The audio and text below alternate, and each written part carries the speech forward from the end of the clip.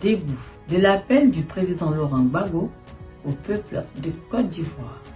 Le cadre restreint a pris connaissance avec une attention toute particulière de la lettre ouverte adressée au peuple de Côte d'Ivoire par le président Laurent Gbagbo, annonçant le lancement du mouvement citoyen Trop c'est trop, dans l'objectif clairement affiché de restaurer la démocratie et de rendre au peuple ivoirien sa pleine souveraineté.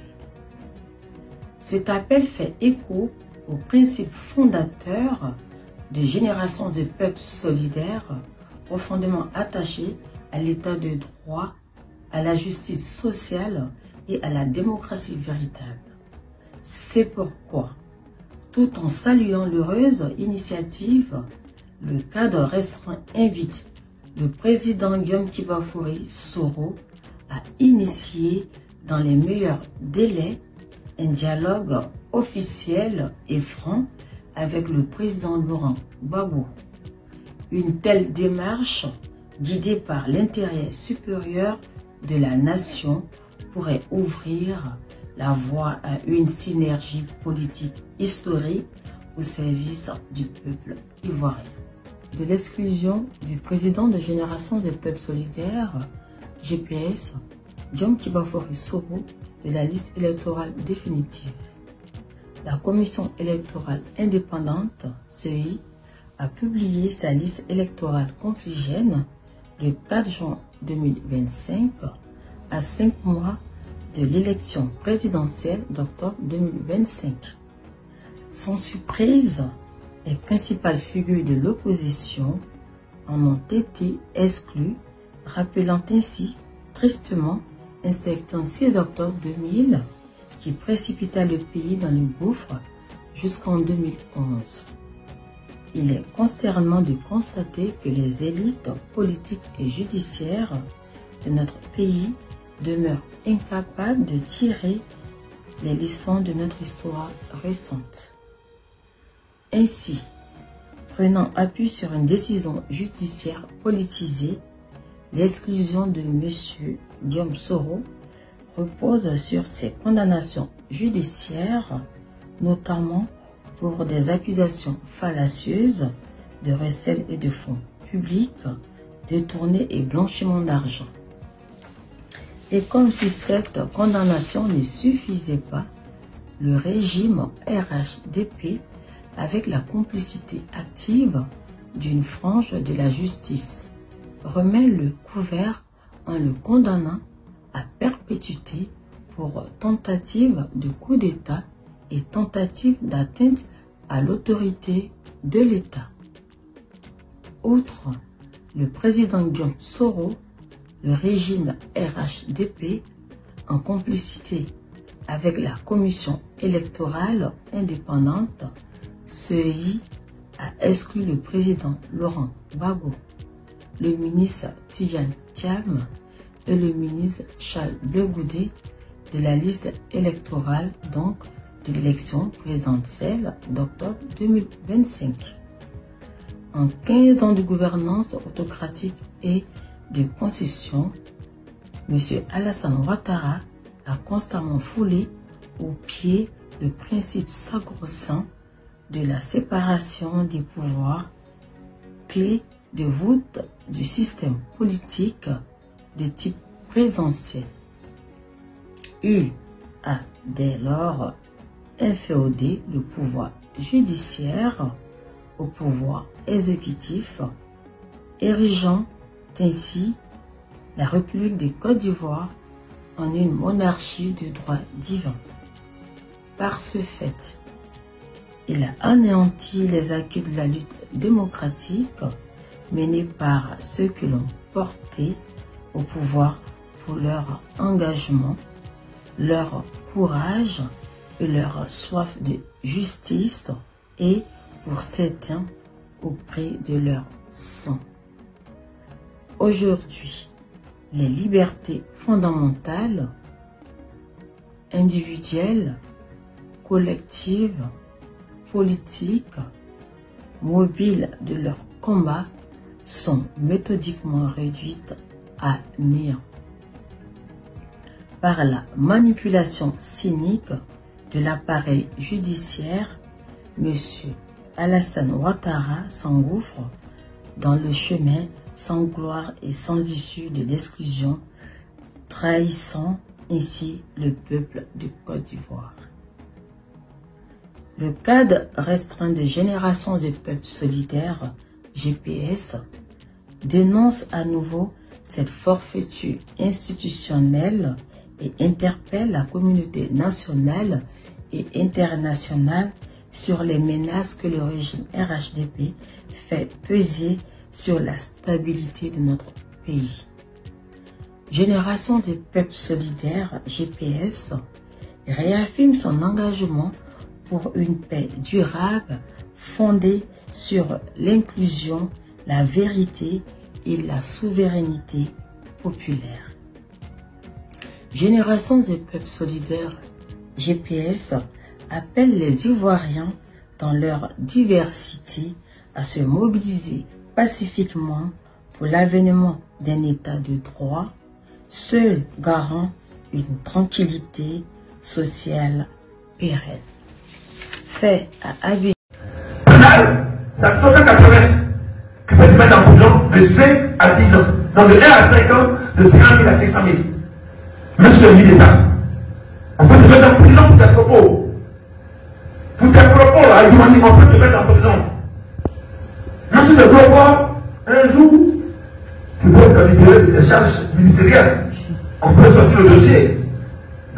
Et puis d'ailleurs, regardez l'élégance du président Ouattara lui-même. Regardez son gentleman. Est-ce qu'il a insulté quelqu'un dans ce pays? Est-ce que le président Ouattara qui vous a appelé à photo de lui là? Il a insulté femme de quelqu'un? Vous l'avez tué femme de quelqu'un? Le frère Joula, en nous, tiens au vrai.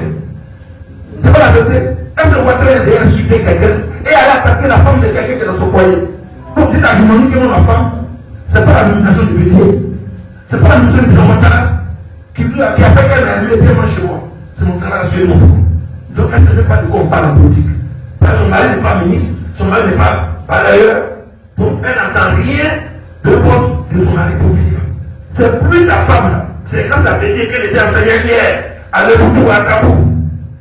Je parle de la distance ce soir, mais j'attends qu'il me réponde pour sortir des informations plus importantes. Comment il a fait d'abord pour avoir un peu d'argent pour les faire accaparer en 95 ans? On a toutes les informations sur ça. C'est après là qu'il a été député, non? Quel métier a nommé, non? Quel député ils ont trahi Bédier? Ils sont revenus chez Ouattara, ils ont mis tous les problèmes, il a osé dire lui-même. Si Bédier était en RDP, on n'a pas eu vraiment de problèmes. Vous savez que si on a eu, on n'a pas de problèmes. Mais il y a eu des gens sur RDP. On peut vous dire, c'est le monde naturel, on ne dit pas des choses comme ça. Deuxième fait qui fait que je suis très à l'aise que ce monsieur, vraiment, il me gêne. Il a forcé le portail de la cathédrale. Il s'est mis à dos toute la communauté chrétienne du monde. Est-ce que monsieur, les organisations. Vous venez d'écouter cette petite vidéo. Après Tidjane Thiam, c'est bien évidemment Soro Guillaume qui veut avoir une discussion franche avec le président Laurent Gbagbo dans le cadre de Trop, c'est trop. Le président du GPS est le président d'un mouvement politique, en abrégé GRPS. Ce mouvement a été dissous par le régime d'Alassane Dramane Ouattara. Mais est-ce qu'un gouvernement illégal peut dissoudre un parti politique? Parce qu'en réalité, ce gouvernement est illégal. Si le président Laurent Gbagbo n'était pas allé saluer M. Alassane Dramane Ouattara, ce gouvernement serait toujours positionné comme un gouvernement illégal. Si le président Bédié, paix à son âme, c'est-à-dire n'aurait pas accepté ce rendez-vous avec Alassane Ouattara, qui se seraient parlé et qu'ils auraient accepté de faire certains trucs, ce régime n'aurait jamais été légal aujourd'hui en Côte d'Ivoire. C'est parce que ces deux personnalités de la scène politique, qui sont de grands hommes de l'opposition, à un moment donné, ont mis leur fierté de côté, ont mis l'intérêt de la nation devant, ont décidé d'aller légitimer ce régime-là. Parce que la rencontre Bédié-Ouattara a vraiment décrypté la situation. Après Gbagbo-Ouattara, ça a décrypté. Après la rencontre des trois grands, ça a sacralisé son pouvoir. Si le président Bédié était resté dans son coin, le président Gbagbo était resté dans son coin, le régime d'Alassane Ouattara n'aurait jamais eu cette légitimité. Mais ces deux personnalités, bien qu'étant très importantes dans la vie de la République de Côte d'Ivoire, ce ne sont pas des gens qui vont décider de si la loi change ou pas. Ça veut dire que ce n'est pas parce que le président Laurent Gbagbo ou le président Bédié rencontre M. Alassane Ouattara que tout de suite, il devient un président légal. Il a fait un troisième mandat, il est illégal, même s'il a rencontré Dieu. Il est illégal. Donc un président illégal ne peut pas dissoudre le GPS. Ça c'est clair. Moi j'ai toujours voulu un rapprochement entre le GPS et le président Laurent Gbagbo et le PPACI. Pourquoi? Parce que moi, malgré que je suis conscient aujourd'hui que Soro Guillaume a joué un rôle très important dans la chute du président Laurent Gbagbo, je reste aussi convaincu qu'il était manipulé. Il croyait à un idéal. Il avait une conviction, mais il s'est trompé. Il s'est trompé. Et je pense que son périple aujourd'hui en exil lui a appris beaucoup. Aujourd'hui, Soro Guillaume, c'est un panafricaniste plein. Il a été sorti de toutes ses illusions. Parce qu'à un moment donné, il pensait même que pour avoir le pouvoir, il fallait partir en France. Il fallait avoir l'approbation d'Emmanuel Macron. Il se vantait à l'époque que lui, il avait Emmanuel Macron. Et Alassane Ouattara avait, je crois, les ministres des Affaires étrangères de l'époque, là, Jean-Yves Le Drian. Et avec tout ce qu'il a eu à subir et à vivre, la vie politique lui a donné de l'expérience. Oui, aujourd'hui, il sait. Il sait que ce n'est plus facile. Il sait, lui, M. Guillaume Soro, que la politique n'est pas simplement ce qu'on se dit, la politique, ce sont des intérêts. Et que nous, en tant qu'Africains, nous devons regarder les intérêts de l'Afrique. Les pays qui l'ont reçu sont aujourd'hui les pays de l'AES. C'est dans l'AES aujourd'hui où il vit, où il monte, où il descend, où il peut rencontrer les présidents des États. Lui, Soro Guillaume a compris. Soro Guillaume a demandé pardon et Soro Guillaume a même dit à ses militants que si certains militants du PPACI refusent votre pardon, ne les en voulez pas. Parce qu'ils ont beaucoup de raisons de ne pas accepter ce pardon-là. Amenez-les toujours doucement, doucement à finir par accepter. Soro Guillaume, c'est un Ivoirien. Un Ivoirien qui a été manipulé. Je ne dis pas qu'il devait rester impuni, mais je dis qu'au même titre où on dit qu'il y a eu une amnistie de tous les faits, n'est-ce pas, de 2011, on doit savoir que ce qui s'est passé en 2011, il doit avoir une amnistie. Alassane Ouattara a pris une amnistie pour tout ça.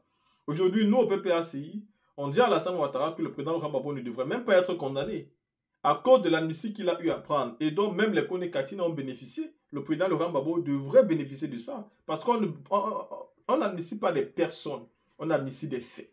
Donc, on a effacé tout ce qui s'est passé en 2011. Et Soro Guillaume, aujourd'hui, voilà, fait partie, n'est-ce pas, des gens qui ont profité de cette amnistie-là. Voilà d'ailleurs pourquoi Alassane Ouattara lui a fabriqué, n'est-ce pas, une autre accusation pour qu'il soit condamné à perpétuité.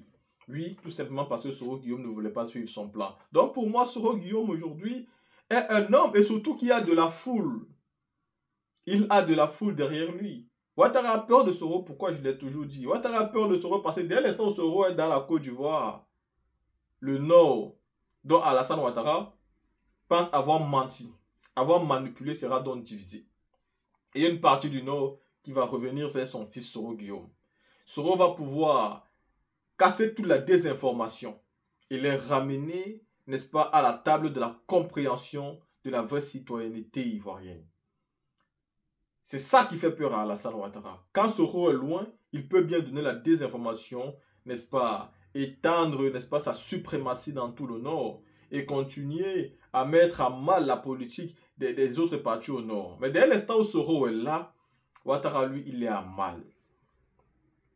Mais surtout, ce qui est le plus important, c'est que hier, ceux qui ont dit que le président Laurent Gbagbo n'aimait pas les gens qui portaient des boubous, c'est eux aujourd'hui qui veulent, n'est-ce pas, faire une alliance avec le président Laurent Gbagbo. Ça veut dire qu'ils ont compris qu'en réalité, le président Laurent Gbagbo n'a jamais eu un problème avec les gens qui portent les boubous. Et donc, c'est bien pour nous. Soro Guillaume a beaucoup de choses qu'il a fait de mal. Ça, je suis totalement d'accord. Mais il y a un truc que je respecte chez Soro Guillaume, c'est sa loyauté, n'est-ce pas, à avoir une conviction aussi. Il a une conviction. Je ne dis pas que si Ouattara lui avait peut-être cédé le fauteuil présidentiel, certainement Soro serait encore là-bas en train de sortir. Mais il faut savoir qu'avant même d'être président, Soro Guillaume avait demandé pardon. Soro Guillaume voulait rencontrer le président Laurent Gbagbo. Soro Guillaume avait rencontré Blé Goudé. Quand il rencontrait Blé Goudé, il n'avait pas encore ce problème d'interdiction d'entrer en Côte d'Ivoire. Donc il n'imaginait même pas qu'il pouvait être interdit de rentrer en Côte d'Ivoire. Donc Soro avait déjà fait beaucoup de choses. Ici, nous ne menons pas le combat de Soro parce que notre problème avec Soro, c'est le fait qu'il soit lié à des coups d'État en Côte d'Ivoire, le fait qu'il ait pris des armes contre son pays, il a déstabilisé, il a aidé vraiment à faire couler le sang dans son pays. Ça, c'est un problème. Mais aujourd'hui, le Soro d'aujourd'hui, qui a reçu une amnistie de M. Alassane Ouattara, lui-même en tant que président, ce Soro d'aujourd'hui a résolument tourné la page du passé et c'est un nouvel homme politique que nous apprécions. Et donc, oui, nous voulons bien voir qu'il soit impliqué dans ce mouvement Trop c'est trop. Vous avez vu son représentant hier et nous savons qu'à la demande de son parti politique, certainement dans les prochains jours, le président Laurent Gbagbo et Soro vont certainement avoir une conversation sérieuse et on pourra avoir un communiqué qui nous fera encore plaisir comme ce que nous avons hier. La team, regardez cette dernière vidéo que je vais vous présenter ici. Après Alassane Ouattara, ça fera très pitié. Écoutez cette vidéo. J'espère que vous portez bien, partagez et on se voit pour une prochaine vidéo.